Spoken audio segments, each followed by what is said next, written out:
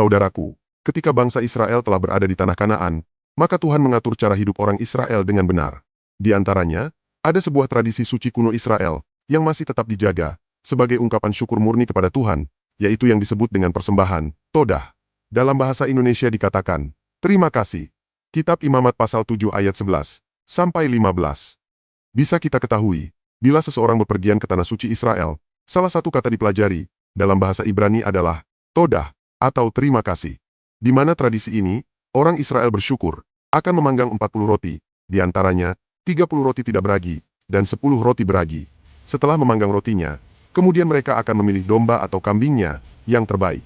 Umat Israel akan memberikan 5 roti dan domba atau kambing itu kepada imam lalu dipersembahkan kepada Tuhan.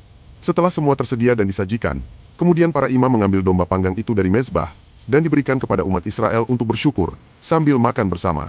Umat Israel bersyukur bersama kepada Tuhan dan memberkati keluarga, teman, dan orang asing dengan makanan yang mengenyangkan. Mungkin tradisi suci ini sampai sekarang masih tetap dijaga oleh umat Yahudi. Demikian dalam firman Tuhan kitab Mazmur 34 ayat 4 ini, ketika Daud lolos dari situasi bahaya dan pengejaran oleh Raja Saul yang bertindak seperti orang gila, dan juga dari pengejaran oleh Raja Filistin. Dari pengalaman ini, Raja Daud menanggapinya dengan iman yang kuat kepada Tuhan, lalu menuliskan Mazmur pujian ini. Kemudian Raja Daud mau berbagi bersama dengan umat Israel atas rasa syukur dan kebaikan Tuhan ketika di masa-masa sulit. Saudaraku, orang percaya juga dipanggil, sebagaimana perenungan yang dalam dikatakan oleh Presiden Amerika Serikat Donald Trump di markas besar Dewan Majelis Umum ke-80, Perserikatan Bangsa-Bangsa di Amerika Serikat. Dengan lugas dan tegas menyatakan bahwa hanya umat Kristen di belahan planet ini yang selalu mengalami dalam penindasan dan penyiksaan.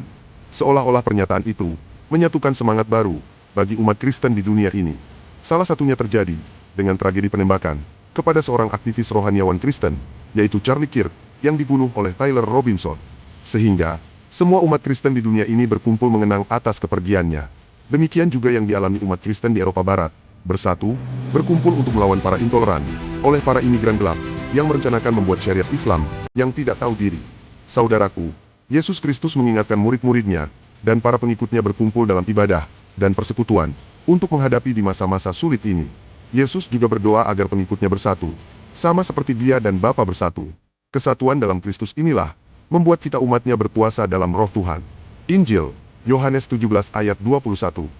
Alkitab berkata, sebab di mana 2 atau 3 orang berkumpul dalam namaku, di situ aku ada, di tengah-tengah mereka. Injil, Matius 18 ayat 20. Ketik amin, dan Tuhan Yesus memberkatimu. Shalom.